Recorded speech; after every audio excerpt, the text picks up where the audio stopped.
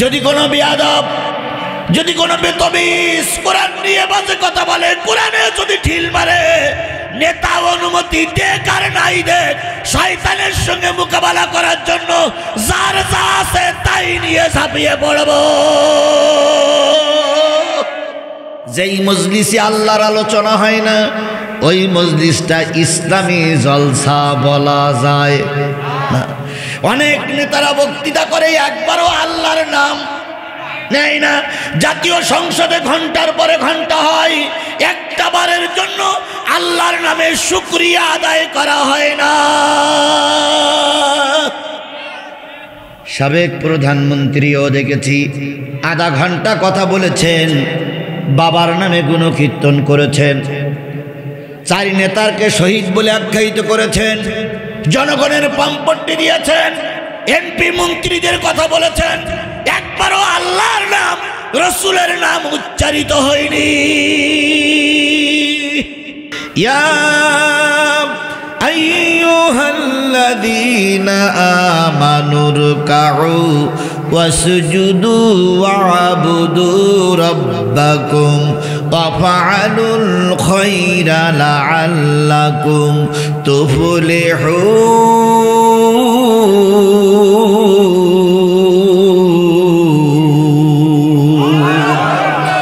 ওহে ঈমানদারেরা, আওয়ামী লীগ হও, বিএনপি হও, জামাত ইসলাম হও, জাতীয় পার্টি হও, হেফাজত হও, আর যাই হও না কেন, তোমাদের যদি ঈমান থাকে, ঈমান আনার পরেই যে কাজটা করবে সেটা হলো রুকু করার কাজ।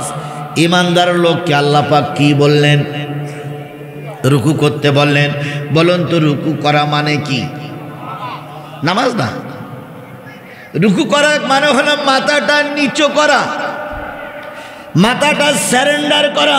সেটা মানুষের কাছে হতে পারে, পীর সাহেবের কাছে হতে পারে, নেতা নেত্রীর কাছে হতে পারে। মাথা নিচু করার নাম হলো রুকু। মাথা নিচু করার নাম কি? রুকু। সেজদার রুকু একরকম, নেতার কাছে মাথার রুকু একরকম, পীরের কাছে রুকু একরকম, আর আল্লাহর কাছে রুকু একরকম। আল্লাহর কাছে যখন রুকু করবেন, হাদিসের ভাষা হলো মাথা, পিঠ আর পাছা এক হয়ে যাবে। 3টে কি হবে? মাথা, পিঠ, পিছন, 3টে কি হবে? যদি মাজায় ব্যথা অসুবিধা না হয়, 3টে এক হবার নাম হলো রুকু। আল্লাহ পাক বললেন আমার কাছে মাথা নত করো, পৃথিবীতে আর কারোর কাছে মাথা নত করা যাবে না, কারণ তুমি আমার গোলাম। আমাকে বাদ দিয়ে অন্য কারোর কাছে মাথা নত করো, এটা আমি আল্লাহ চাই না। তাহলে রুকু হবে কার উদ্দেশ্যে? আরো জোরে বলেন, কার উদ্দেশ্যে? এবার বলুন তো, আল্লাহ বাদ দিয়ে আমরা কারোর কাছে মাথা নত করি না? করি না? বুঝে শুনে বললেন, করি কি করি না? আরেকটু জোরে বলেন, মাথা নত মানুষের কাছে করি কি করি না? সাবেক প্রধানমন্ত্রী যিনি চলে গেছেন, এমপিদের কাছে খোঁজ দেন, উনি যদি কোনো ঘরের ভিতরে বসে থাকতেন, প্রত্যেকটা এমপিরে যেয়ে আগে মাথা নত করে ওনাকে কুর্নিশ করা লাগতো।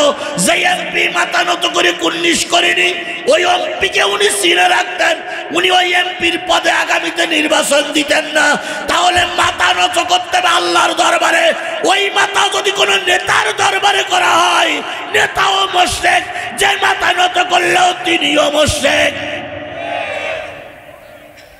এবার বাংলাদেশের কিছু পীর নামক শয়তান আছে, এরা পীর নামের কি শয়তান। এরা সেজদা করায়, রুকু করায় মুরিদদের দিয়ে। অনেক মুরিদ যেয়ে পীরের কাছে যেয়ে রুকু করে পড়ে থাকে, পা শোষে, আঙুল শোষে, এগুলো পীর নামের। আরো জোরে বলেন, পীর নামের শয়তান। আমরা বলি মুজাদ্দেদ আল পেশানি, মুজাদ্দেদে জামান আল্লামা সাঈদীকেও বলা হয় মুজাদ্দেদ মানে হলো সংস্কার। মুজাদ্দেদ কিন্তু প্রতি সপ্তাহে একজন করে আসে না, মুজাদ্দেদ প্রতি মাসে একজন করে আসে না, মুজাদ্দেদ প্রতি বছর একজন করে আসে না। মাঝে মাঝে আল্লাহ পাক মুজাদ্দেদ তৈরি করে দেয়। ভারতবর্ষের ছিলেন মুজাদ্দেদ আল পেশানি, আর আমার বাংলাদেশে আপনারা মানেন আর নাই মানেন, মুজাদ্দিদ ছিলেন মরহুম আল্লামা সাঈদী।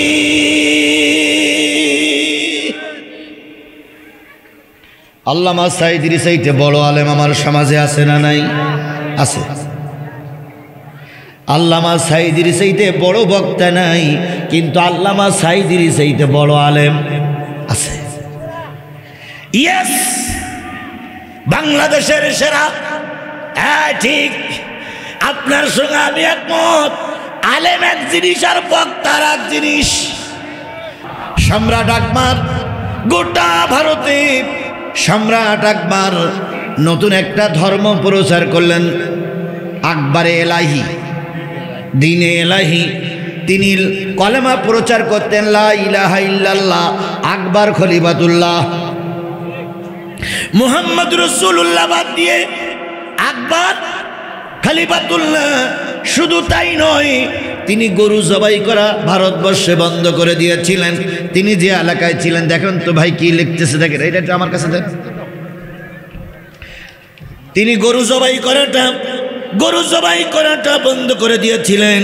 জি, আব্দুল হাকিম ভাই কালাই 1 বস্তা সিমেন্ট, এই যে নম্বর দিয়ে দিয়েছে। তিনি গরু জবাই পর্যন্ত বন্ধ করে দিয়েছিলেন।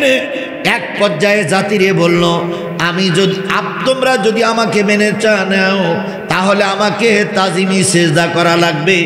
জাতি সেজদা করতে লাগলো। সমস্ত আলেম ওলামারাও, কিছু কিছু আলেম ওলামারাও মেনে নিল।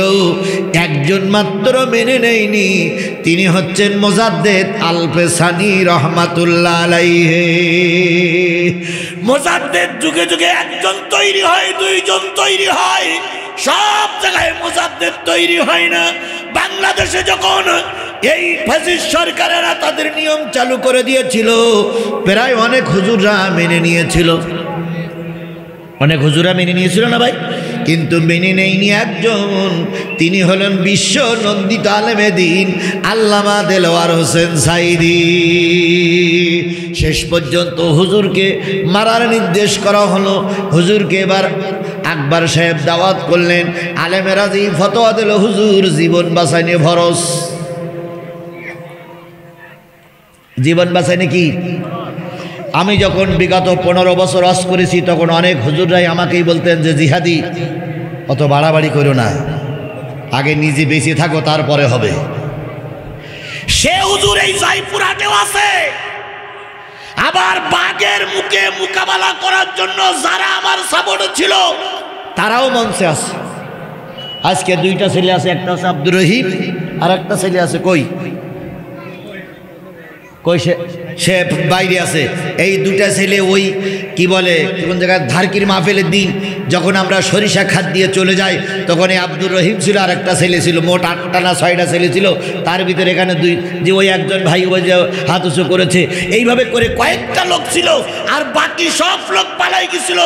এই হুজুরদেরও বক্তব্য ছিল, এত রিস্ক নেওয়ার দরকার নেই।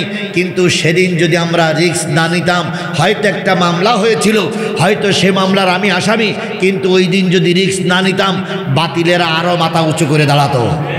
কথা বলেন, কারণ না কারণ রিস্ক নেওয়াই লাগবে। মুজাদ্দিদ আল পেসানি রহমাতুল্লাহ আলাইহির কাছে প্রস্তাব গেল, হুজুর আপনি মেনে নিন, দেখেন সরকার বাহাদুর আপনাকে হয়তো ধর্মমন্ত্রী বানিয়ে দেবে। এবার বাদশাহ আকবরের কাছে সেই সময়ের কিছু 5-8 হুজুররা যেয়ে বলল, আপনি দাওয়াত করেন, মুজাদ্দিদ আল পেসানি হয়তো আপনার বিরোধিতা করবে না। বাদশাহ আকবর আল পেসানি রহমাতুল্লাহ আলাইহিকে দাওয়াত করলেন। তিনি যখন দরবারে যাচ্ছিলেন, খেয়াল করলেন, দরবারে যখন যাচ্ছিলেন, তখন তিনি আগের থেকে বলে দিলেন যে দরবারে সালাম প্রথাটা বন্ধ করলে আমি দরবারে যাব, মাথা নিচু করে আমি যাব না, না। তিনি বললেন আমি ওনাকে সেজদা করতে পারবো না। তখন বাদশাহ বললেন আমাকে সেজদা করা লাগবে না, আপনি একটু দরবারে ঢুকলেই আমি আপনাকে সম্মান করব, ধর্মমন্ত্রী বানিয়ে দেব। মুজাদ্দিদ আল পেসানি রহমাতুল্লাহ আলাইহি দরবারে যেয়ে দেখে গেটটা এমন কায়দা করে তৈরি করা হয়েছে, যেখানে গেলে রুকু করেই যেতে হয়, মাথাটা একটু রুকু করেই যেতে হয়।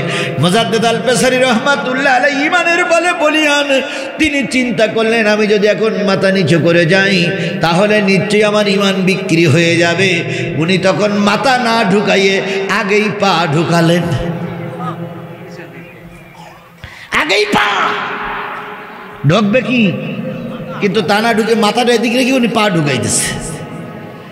ওই হিংস্র আকবর, ওই হিংসুটি আকবর, ওই মুসলিম জাতির কলঙ্কিত আকবর, ওইটা দেখলেন, দেখে চিন্তা করলেন হায়রে সর্বনাশ, একটুখানি ছোট হুজুরই সাহস দেখো, ছোট হুজুর আগে মাথা না ঢুকাই পা ঢুকাই দিল।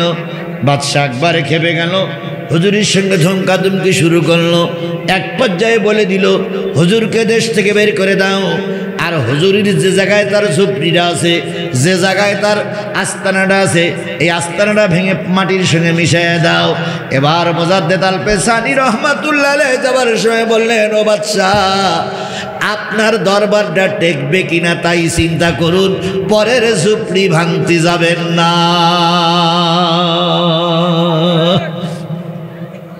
আল্লামা সাঈদী আদালতে যখন রায় হলো, সাঈদী বলেছিলেন, ও বিচারক, জানি আপনি কি রায় দেবেন, কিন্তু একটা জিনিস মনে রাখেন, এই আদালতের পরে কিন্তু আর একটা আদালত আছে।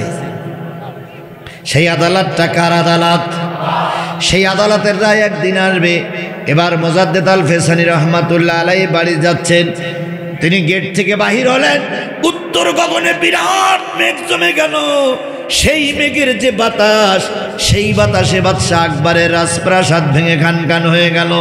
বাদশা আকবর পালাইতেছিলেন, পালাতে যাওয়ার পরে বড় একটা গাছ তার ঘাড়ের পরে পড়ল, সেই ঘাড়ের চাপে বাদশা আকবর মারা গেল। আর মুজাদ্দেদ আল পেশানির যে ঝুপড়িতে থাকতেন, পরের দিন দেখা গেল সব ভেঙে তছনছ হয়ে গেছে, মুজাদ্দেদ আল পেশানির ঝুপড়িটা ঠিকই বেঁচে আছে।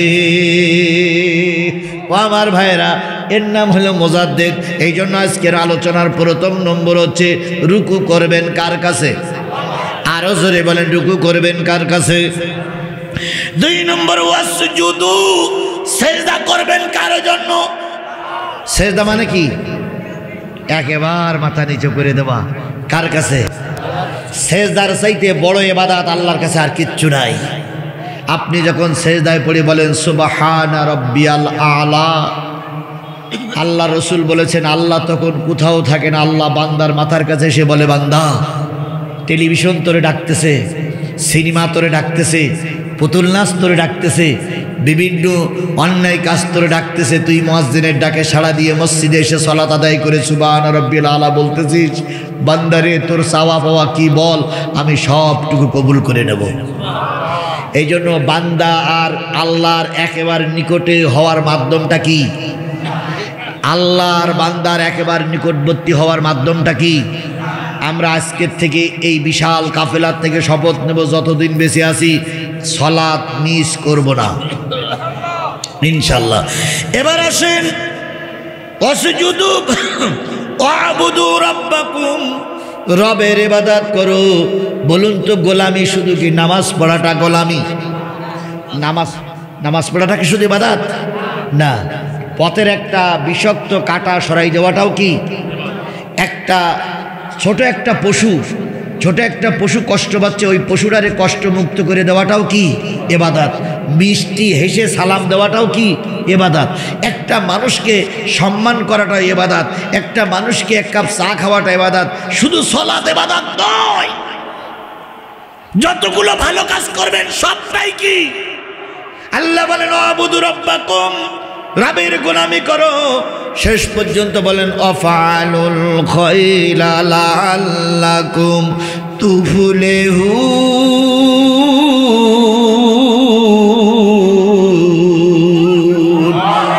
ভালো ভালো কাজ করো, তাহলে তোমরা সফলতা অর্জন করবে। এবার বলুন তো, নামাজ পড়া, সালাত আদায় করা কি কাজ? 2 মাস পরে, 1.5 মাস পরে রোজা আসতেছে, রোজা রাখা কি কাজ? ভালো কাজ। পয়সা বেশি হলে হজ করতে হবে, সেটা কি কাজ? ভালো কাজ। মিষ্টি মুখে সালাম দিতে হবে, সেটাও কি কাজ? এবার বলুন তো, ভালো কাজ এছাড়া আরো কি ভালো কাজ আছে? ভোট দেওয়াটা নিশ্চয়ই খারাপ কাজ। ভালো কাজ তো, এটা ঠিক তো। কাকে দেবেন?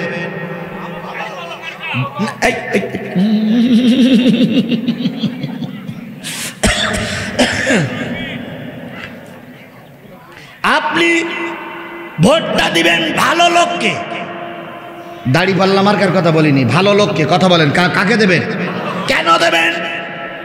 এখানে আমি যতই চেল্লামেল্লি করি, যতই চেল্লাচল্লি করি, কোরআনের আইন চালু করো, কোরআনের আইন চালু করো, কোরআনের আইন চালু করো, দেশের সংবিধান যদি কোরআন দিয়ে না হয়, জিহাদি হাজারো চেষ্টা করলেও দেশের কোরআনের আইন চালু হবে না।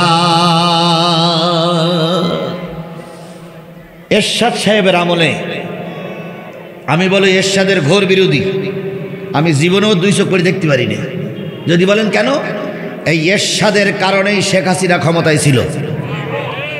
এরশাদ যদি একটা পিরিয়ডে যদি এই শেখ হাসিনার বিরুদ্ধে দাঁড়াতো, শেখ হাসিনা সে পিরিয়ড তো নাই, আর কোন পিরিয়ডে ক্ষমতা আসতে পারতো না।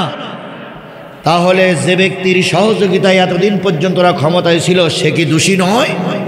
যাই হোক, এরশাদ সাহেবের আমলে উনি অনেক মাসলা মাসাইল বললেন নারীদের পর্দায় আনার জন্য, কিন্তু কোনো অবস্থায় পর্দা আনতে পারলেন না। শেষ পর্যন্ত তখন ছিল 4 বিভাগ, এই 4 বিভাগের ট্রাফিকদের বলে দিলেন যে ট্রাফিকরা তোমরা দেখবা যে নারীর বুক খোলা, পেট খোলা, সেই নারীর ওই বুকি অথবা পেটে একটু আলকাতরা লাগাই দেবা। কি লাগাই দেবা? আলকাতরা পর্যন্ত। এখন ওরা খেজুরের ডাল ভূত করে ওই মালসায় আলকাতরা নিয়ে দাঁড়াই থাকে, যেই 2-1 জন ওই পেট খালি আসে, যেই পার কোনো কথা না, শুধু একটু আলকাতরা লাগাই দেয়। এইটা টেলিভিশনে দেখানো হলো, মিডিয়ায় আসলো, পত্রিকায় লেখালেখি হলো। পরের দিন যে নারী ভাগায় বেরিয়েছে, ওই নারীর কি পেট খোলা আর পাওয়া যাবে? জোরে বলেন, পাওয়া যাবে? ওই নারী বাধ্য হয়ে ব্লাউজ লম্বা করেছে অথবা বোরকা তৈরি করেছে, কারণ বোরকা পরে না বেরোলে, পেট ঢেকে না বেরোলে কি লাগানো হবে? আলকাতরা লাগানো হবে। 4 বিভাগে 4 জায়গায় আলকাতরা লাগানো হলো। গোটা দেশের মানুষ শালীনতা বজায় রাখলো, গোটা দেশের মানুষ শালীনতার পোশাক পরলো। ও ভাই, তাই যদি হয়, আমরাও যদি দেশের কোরআনের আইন চালু করতে চাই, ওই রকম হুকুম জারি ছাড়া একা একা কোরআনের আইন চালু করা যাবে না। আচ্ছা, এই উজুখানায়, মসজিদের উজুখানায় একসঙ্গে কয়জন উজু করা যায়? ট্যাপ আছে না, ট্যাপ আছে না, ট্যাপ যেখানে ট্যাপ দেখেছেন তো, ওই ট্যাপের পানিতে কয়জন উজু করা যায়? ধরেন 10 জন একসঙ্গে উজু করা যায়। এই 10 জনের পানিটা আসে কোথার থেকে? উপরে থেকে ট্যাঙ্কি, ওই ট্যাঙ্কি থেকে আসে না? এখন ট্যাঙ্কিতে 1 ফোঁটাও পানি নাই। যতই মোড়ামুড়ি করেন, 1 ফোঁটাও পানি বেরোবে? এইবার ট্যাঙ্কিতে আছে গন্ধ পানি, মোড়া দিলে কি পানি আসবে? ট্যাঙ্কিতে আছে ভালো পানি, মোড়া দিলে কি পানি আসবে? আমাদের বাংলাদেশের 300 ট্যাপ আছে। গোটা বাংলাদেশের 300 এমপি না, 300 ট্যাপ আছে। এই 300 ট্যাপের পানিটা আসে মূলত জাতীয় সংসদ থেকে। ওই জাতীয় সংসদে যদি গন্ধ পানি থাকে, 300 এমপির মুখ দিয়ে গন্ধ কথাই বাইর হবে। কি কথা বোঝেন নাই? বোঝেন নাই?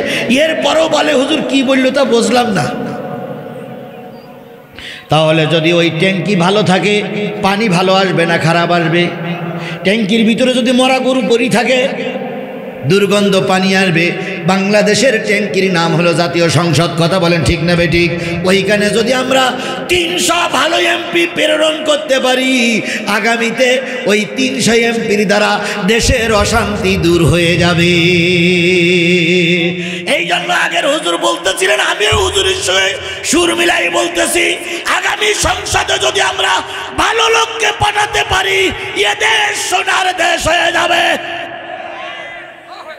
তাহলে অফালুল খায়রা লাআল্লাকুম, ভালো কাজ করো। এবার আসুন তো, বিয়ে করাটা ভালো কাজ না খারাপ কাজ? বুঝে শুনিয়ে বললেন, বিয়ে করলে কি হয়? নিজের চরিত্র ভালো থাকে, প্রজন্ম বৃদ্ধি পায়। কথা বলেন ঠিক না বেঠিক? চরিত্র ভালো করার জন্য নারী আর পুরুষের বিয়ে করা দরকার। তাহলে বিয়ে করলেও বাচ্চা হয়, আবার বিয়ে না করলেও লজ্জা পাইলেন? বিয়ে না করলে বাচ্চা হচ্ছে না? হ্যাঁ কথা বলেন, বিয়ে না করলে বাচ্চা হচ্ছে না? কত লোকের বিয়ে না করলেও বাচ্চা হয়। এবার বলুন তো, বিয়ে করার পরে ছেলে যদি হয়, ছেলের পার্টসপত্র যা হয়, বিয়ে না করলেও যদি ছেলে হয় ওরও পার্টসপত্র কি তাই হয়? তাই হয়। ইয়াও যা অও তাই, মেয়ে হলি যা হবে ছেলেও হলি তাই হবে। মাঝখানে বিয়ের আগে হইছে বলে ওটাও অবৈধ, আর এটা বিয়ের পরে হইছে বলে এটাই হয় কি? আরো জোরে বলেন, এটা হয় কি? বৈধ। আমার বন্ধুগণ, কবে নির্বাচন হবে তা আমি জানি না। নির্বাচনের মাধ্যমে যে নেতারা ক্ষমতায় আসে এই নেতারা হয় বৈধ, আর নির্বাচন ছাড়া যে নেতারা ক্ষমতায় আসে ওই বিয়ের আগে মা হইলে যেমন অবৈধ হয়, নির্বাচন ছাড়া যারা ক্ষমতায় আসে ওরাও হয় ওই বিয়ের আগে মা হওয়ার মতন অবৈধ।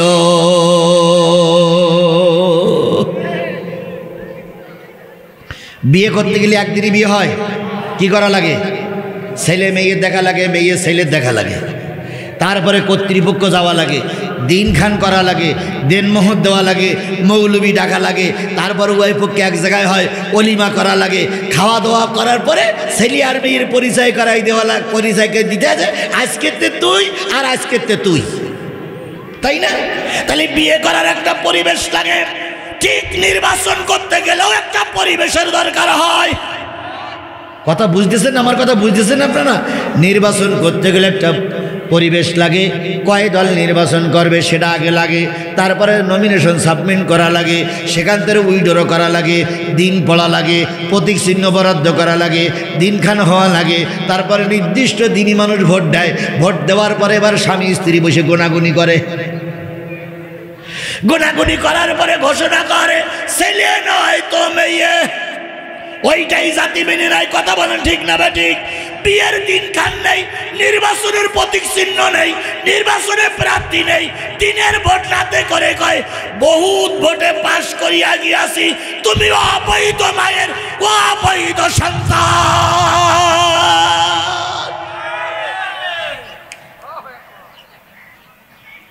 অবৈধ মায়ের অবৈধ সন্তানদের কি দেশের বিচারপতি হলির জনগণ মেনে নেবে? তাদের বিচারও কেউ মেনে নেবে না। মসজিদ ইমামতি করতে গেছে, কমিটির সভাপতি জিজ্ঞেস করছে, হুজুর আপনার আব্বার নাম কি? তো হুজুর বলতে, আমার যেদিন জন্ম হয়েছিল আমার আব্বা ছিল না। তোমার আব্বা কেন? আব্বার নাম মাও বলতে পারে না, আমিও বলতে পারি না। বলেন তো ওই হুজুর যত বড় পাগড়িওয়ালা হোক, হাদিস করার পরে বলুন তো ওই হুজুর যত বড় পাগড়িওয়ালা হোক, যদি শোনেন যে এই হুজুরের বাপের ঠিক নেই, ওর ইমামতি করতে দেবেন? জোরে বলেন দেবেন? এই কথা বলেন দেবেন? তাহলে যে জনগণ ভোট দিয়ে আপনাদের পাশ করায়নি, যে জনগণ ভোট কেন্দ্রে যায়নি, আমরা আপনাদের সাপোর্ট করিনি, আপনারা কি করে এমপি হলেন আর কি করে আল্লামা সাঈদী রায় কার্যকর করলেন? একদিন না একদিন জাতি আপনাদের কাছে কৈফিয়ত নেবেই নেবেই নেবেই। বন্ধুগণ, আপনারা কি কৈফিয়ত নেওয়ার পক্ষে? সাঈদীর রক্তের প্রতিশোধকে আপনারা নিতে চান? সাঈদীর রক্তের বদলাকে আপনারা নিতে চান? তাহলে এখন মাহফিল করে যে কটা আওয়ামী লীগ পাবেন সেই কটার পিঠে ঠ্যাংগুড়ো করে ফেলবেন না। আমরা ইনশাল্লাহ কোরআনের রাজ কায়েম করে কোরআনওয়ালাদের দ্বারা ওই জাতীয় সংসদে আইন তৈরি করে, আইনের মাধ্যমে, বিচারের মাধ্যমে যারা আল্লামা সাঈদীর মৃত্যুর জন্য দায়ী, যারা বিচার করে রায় দিয়েছিল যারা দায়ী, প্রত্যেকটার বিচারের মাধ্যমে এই বাংলায় রায় কার্যকর করব। যতদিন পর্যন্ত আল্লামা সাঈদীর রক্তের বদলা না নেব, ততদিন পর্যন্ত আল্লাহ যেন আমাদের মৃত্যু না দেয়। কারা কারা রাজি আছেন? দুই হাত উঁচু করে আল্লাহরে দেখান।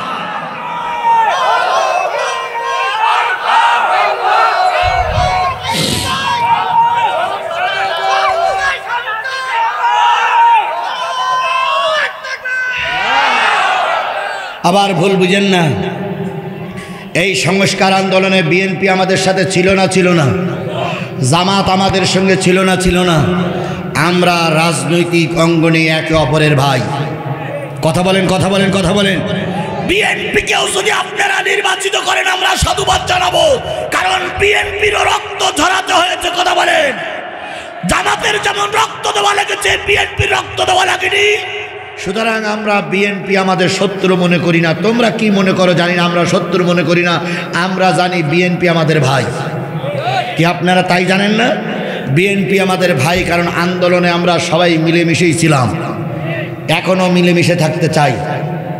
কেন্দ্রের থেকে যদি বিএনপির প্রার্থী কালাই বাজেট হয় আমরা সবাই মেনে নেব, কেন্দ্রের থেকে যদি জামাতের বাজেট হয় আমরা সবাই মেনে নেব, কেউ কারো শত্রুতা করবে না। কথা বলে ঠিক না বেটি?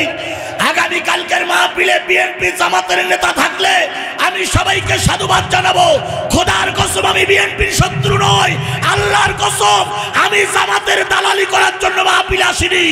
আমি এসেছি কার কথা বলার জন্য? আরো জোরে বলেন, কার কথা বলার জন্য?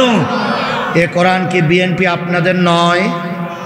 এ কোরআন কি জাতীয় পার্টি আপনাদের নয়? এ কোরআন কি জামাত ইসলাম আপনাদের নয়? তাহলে কোরআনের কথা বললে আপনার খারাপ লাগবে কেন?